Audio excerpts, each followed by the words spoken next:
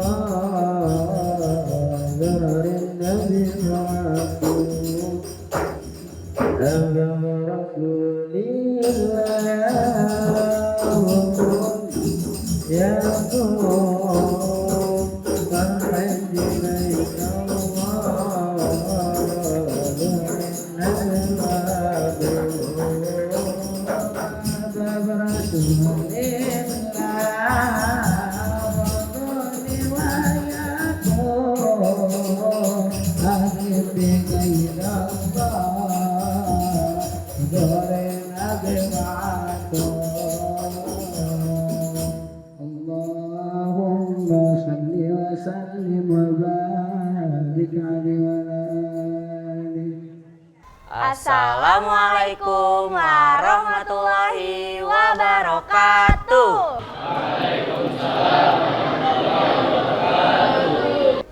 Alhamdulillah, kita kembali lagi pada program Ada Syiar.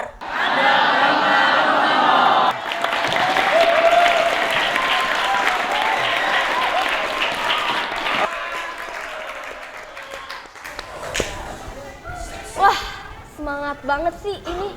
Habis Iya. adik-adik di sini semua. Iya ya, pada semangat banget. Lah, kita lagi di mana sih, Pit? Kita itu sekarang lagi ada di MTS Pondok Pesantren Al Awabin ya. Ya kan, di situ adik-adiknya bener-bener pada semangat banget nih. Iya. Gak kayak kamu. Puasa-puasa, tapi ngomel-ngomel mulu, marah-marah. Emang kenapa sih kalau puasanya kayak gitu? Masalah emang? Emang kamu nggak tahu? Kalau puasa ini tuh banyak hikmahnya tahu. Masa? Masa lagi? Iyalah. Tapi aku juga nggak terlalu paham sih. Emang apa sih hikmah bulan puasa Ramadan ini? Assalamualaikum. Waalaikumsalam. Ada apa nih? Kok puasa lemes banget? Jangan lemes dong puasa, ya semangat.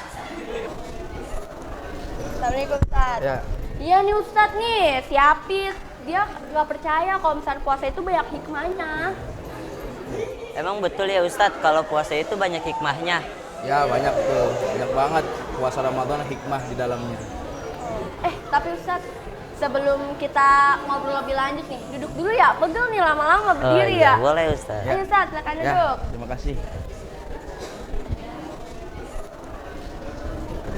Nah, Ustadz, mungkin boleh nih ya dijelaskan ke saya, ke Hafiz, sama ke teman-teman yang ada di sini nih. Barangkali masih ada yang belum paham. Emang apa aja sih hikmah di balik bulan suci Ramadan ini, Ustadz? Oh gitu. Udah baik kalau begitu saya mulai jelaskan aja ya. Saya izin ya, saya jelaskan ya. Iya, silakan Ustadz. Assalamualaikum warahmatullahi wabarakatuh. Waalaikumsalam. Alhamdulillah wassalatu wassalamu ala Rasulillah Muhammad bin Abdullah wa ala alihi wa sahbihi wa mawala la haula wa la quwwata illa billah amma ba'du.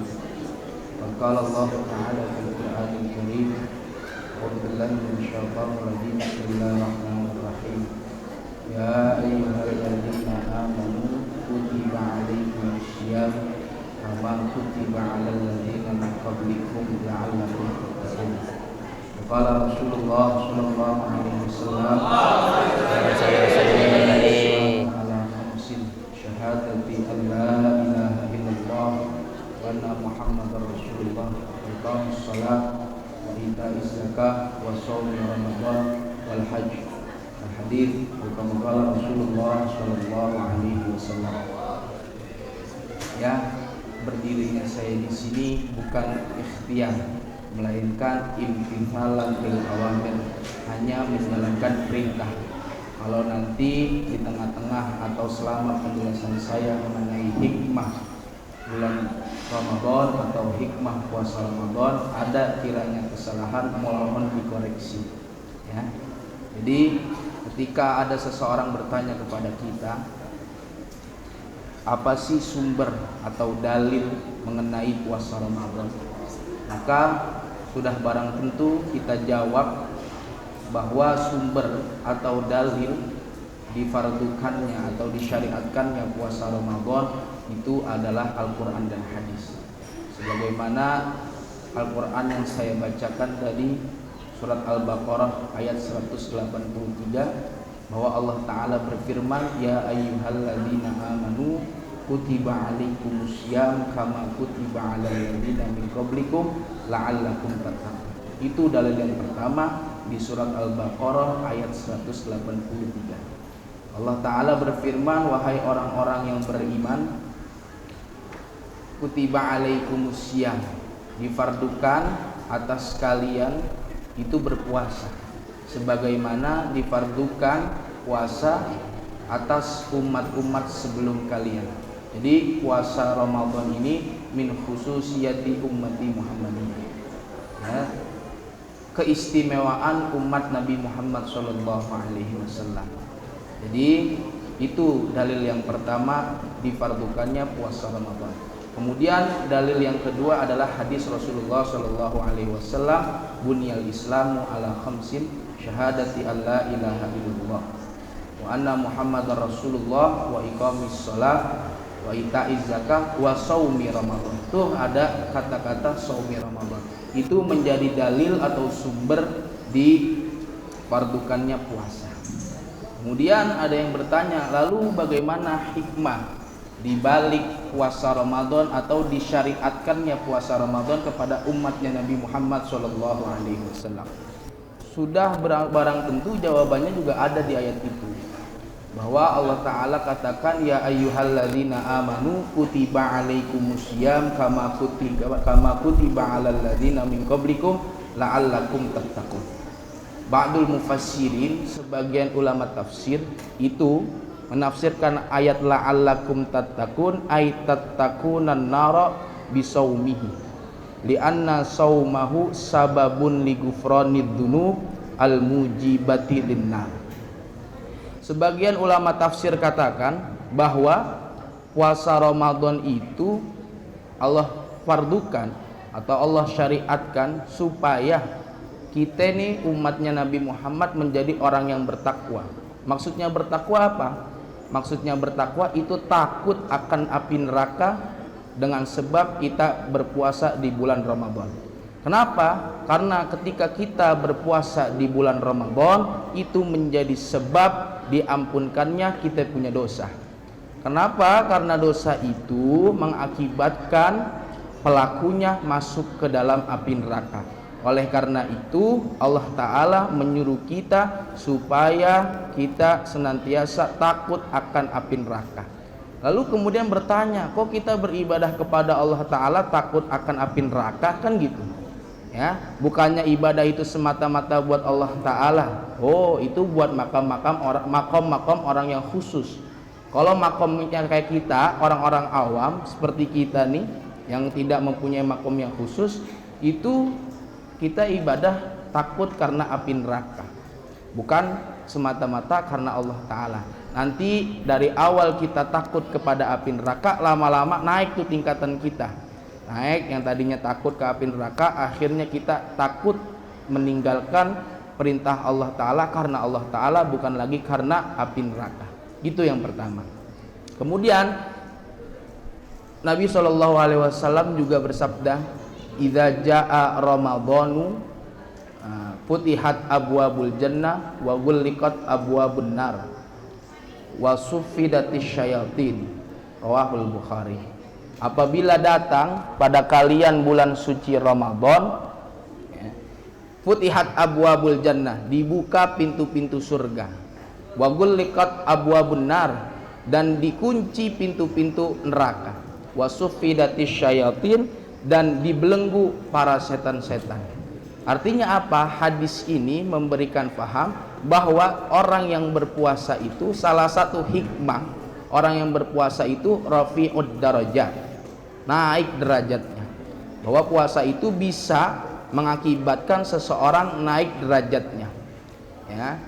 Futihat abwabul jannah, dibukanya pintu surga, itu bagaimana sih gambarannya? Gambarannya itu bahwa dibukanya pintu surga dikarenakan orang yang berpuasa itu takfirut ta'at, ya, memperbanyak berbuat ketaatan.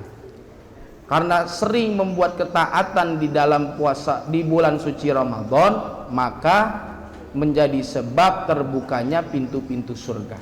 Kemudian ada ungkapan Nabi juga, wa ghulliqat abwabun nar, dikunci pintu-pintu neraka. Maksudnya apa? Ketika seseorang berpuasa di bulan Ramadan itu menyedikitkan maksiat. Ketika seseorang menyedikitkan maksiat, maka tidak ada yang masuk ke dalam pintu neraka. Kemudian wasuffidatis syayatin, dan dibelenggu para setan-setan. Dibelenggu dalam arti apa? Dibelenggu setan-setan dalam membuat wiswas. Wiswas itu bisikan-bisikan kepada para yang berpuasa, orang-orang yang berpuasa untuk melakukan sebuah kemaksiatan. Takdirut ta'at wa qillatul ma'asi, ini tidak bisa didapatkan terkecuali dia bisa terhenti di dalam melayatkan panggilan-panggilan setan untuk melakukan sebuah kemaksiatan. Oleh karena itu, ketika seseorang sudah berhasil ya, melawan bisikan setan untuk melakukan sebuah kemaksiatan, maka akibatnya adalah dia dapat memperbanyak taat dan juga menyingkirkan maksiat. Nah, salah satu dari tiga ini ada perbedaan. Ya, yang ketiga ini yang dicecer, kalau bahasa kita yang dicecer nih, yang dicecer adalah hawa nafsu kita. Hawa nafsu kita. Dimana keadaan seseorang itu, jadi ketika seseorang sudah tidak menerima panggilan setan atau bisikan setan untuk melakukan sebuah kemaksiatan, tanda orang itu diterima taubatnya. Ya.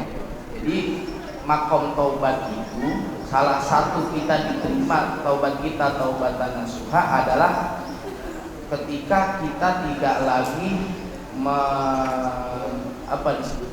mengikuti ajakan setan. Ketika kita sudah tidak mengikuti ajakan setan, maka yang timbul adalah kita memperbanyak taat dan juga menyingkirkan maksiat. Oleh karena itu, dari makam tawabin kita berpindah ke makam muttaqin, orang-orang yang bertakwa. Jadi kita semua nggak bisa mendapatkan makamul muttaqin sebelum kita melewati makam tawabin. Ya, jadi salah satu hikmah di antara difardukannya puasa adalah menangkatkan derajat yang tadinya derajat maqamut tawabin ke maqamul muttaqin. Mungkin itu saja dari saya, semoga bermanfaat buat kita semua dan khususnya pada diri saya pribadi. Assalamualaikum warahmatullahi wabarakatuh. Waalaikumsalam warahmatullahi wabarakatuh. Wah, Masya Allah banget ya tausiah Ustadz Wildan hari ini nih teman-teman. Ustadz, kan katanya setan-setan kalau bulan puasa pada diikat ya Ustadz? Ya, ini kayak ketinggalan apa nih Ustadz? Bercanda. Nah teman-teman, kan tadi kita mendengarkan tausiah Ustadz Wildan nih yang sangat Masya Allah ini nih. Kira-kira nih teman-teman di sini ada yang masih bingung gitu, masih belum paham nih. Siapa nih yang mau bertanya? Wah, itu tuh. Ya, kamu boleh. Ayo sebutkan pertanyaannya. Siapa namanya? Said Agil. Apa pertanyaannya Said Agil? Bagaimana tips buat tetap produktif ketika berpuasa, Pak? Oh, bagaimana tips supaya kita tetap produktif di dalam menjalankan ibadah puasa? Tipsnya itu tidak lain tidak bukan kita isi bulan puasa kita dengan qiraatul Quran. Itu yang paling mudah. Membaca Al-Quran. Dulu ketika saya mengaji pada guru saya berpesan, batu yang keras bisa bolong dengan sebab air. Begitu juga keadaan hati, tapi batu yang keras itu bolongnya tidak dengan sekaligus air yang ditumpahkan kepadanya, melainkan setiap hari itu batu ditetesin dikit, lama-lama batu itu bolong. Begitu juga keadaan hati kita. Ketika kita memiliki hati yang keras, maka ya, cara mengobatinya bagaimana? Cara menggolongkan hati kita yang keras bagaimana? Caranya dengan setiap hari ditetesin ayat Al-Quran. Jadi nggak mesti banyak, sehari 1 juz, nggak mesti. Diketeng aja, diketeng, banget. Ya, diketeng aja, diketeng. Ya, misal kita kan sholat sehari berapa waktunya? 5. Ya, setiap waktu sholat itu 2 halaman aja. 2 halaman, zuhur 2 halaman, asar 2 halaman, terus maghrib 2 halaman, isya 2 halaman, subuh 2 halaman. Udah berapa? Satu juz. Kenapa kita disuruh mengeteng? Karena itu belajar kita mendawamkan sesuatu. Kalau udah dawam, kalau udah terbiasa, maka kalau udah sering langgeng, maka kita jadi terbiasa. Ya, rasanya kalau ninggalin kayaknya kagak enak banget gitu. Ya, kagak enak ninggalin karena udah biasa. Harus dipaksain. Memang gak enak ya, orang lagi pada tidur lagi puasa kita baca Quran. Memang gak enak, tapi asar bekas dari kita baca Quran itu bisa membuat hati kita yang tadinya keras menjadi lembut. Itu aja. Jadi isi hari-hari kalian dengan membaca Quran. Isi hari-hari puasa kalian dengan cara membaca Al-Quran. Itu tips yang paling produktif itu mah. Dada kita nggak usah pakai sholat sunnah sampai 1000 rakaat nggak mampu kita. Ya, atau ngaji ya 50 kitab nggak mampu kita. Udah baca Quran aja, baca Quran, nggak usah pakai yang aneh-aneh. Ya, ibadah mah yang simpel-simpel aja. Mungkin itu saya tagih tips dari Anda supaya ibadah puasa kita menjadi produktif.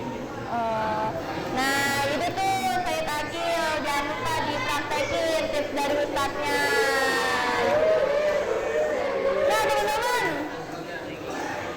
ada yang mau bertanya lagi nggak nih? Satu lagi. Ya boleh.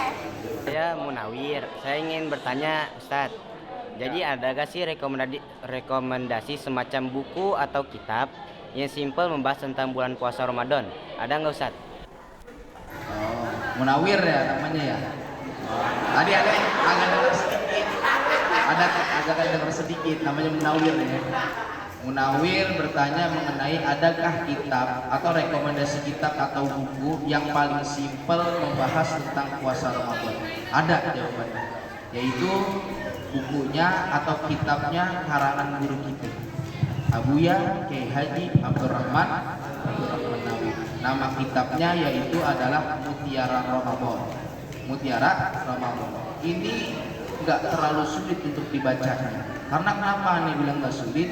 Karena Abuya membahas kitab ini menggunakan bahasa Melayu. Artinya bisa disajikan atau dibaca oleh orang-orang Jakarta khususnya gitu, karena bukan pakai kitab bukan pakai bahasa Arab. Kalau pakai bahasa Arab kita yang kudu nyari artinya dulu ya, kudu banyak dah kalau pakai bahasa Arab, makanya sulit. Oleh karena itu Abuya lebih memilih memakai bahasa Melayu, bahasa kita pakai bahasa kita aja kadang-kadang masih nggak ngerti, apalagi pakai bahasa orang luar ya.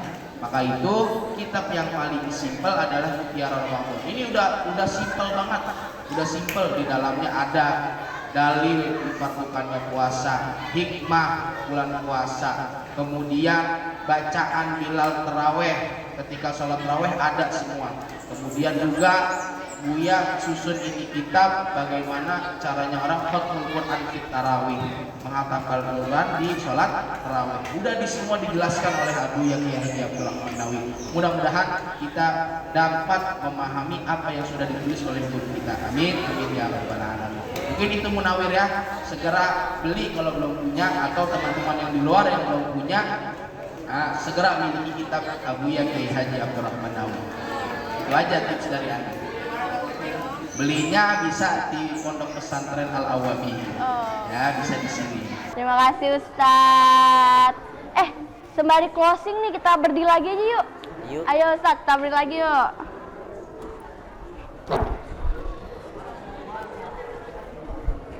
Hafid, seluas mata aku memandang nih, dari tadi Ustadz ya tausiah yang paling belakang bening-bening. Aduh. Hampir kejadian tembok itu. Iya. Gimana kalau biar semangat kita ulang lagi nih jargon kita? Wah, boleh tuh. Ya, yang semangat ya. Itu yang belakang jangan begini-begini, jatuh ntar palanya. Ayo. Ada ya. Ada siang.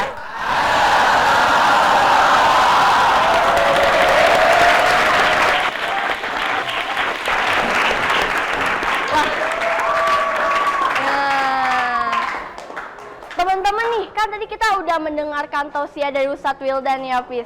Semoga apa yang tadi Ustadz Wildan sampaikan nih bermanfaat nih untuk kita semua, buat kamu juga nih. Nah, dan untuk teman-teman nih, makasih banget udah pada semangat ya. Nah, buat teman-teman semua nih, sembari kayak menunggu buka puasa gitu ya, atau lagi puasa siang-siang daripada nonton yang aneh-aneh ya Ustadz ya. Mendingan teman-teman semua di sini sama pemirsa di rumah tuh tetap tonton terus episode-episode Syiar Gama Ramadan selanjutnya. Di mana sih, Pit? Ada di channel. Nggak tahu dia, ketahuan. Di channel YouTube @gama_tv SMK Gama Caraka. Karena setiap episode selanjutnya ini bakal banyak banget yang lebih bermanfaat ya. Iya, betul sekali. Betul, seperti itu teman-teman. Nah, teman-teman semua, saya Radesya Aulia dan rekan saya Habis. pamit undur diri. Mohon maaf apabila ada salah kata, salah perbuatan, dan salah dalam menaruh rasa. Kami pamit undur diri dan Ustadz Wildan pamit undur diri. Wassalamualaikum warahmatullahi wabarakatuh. Ya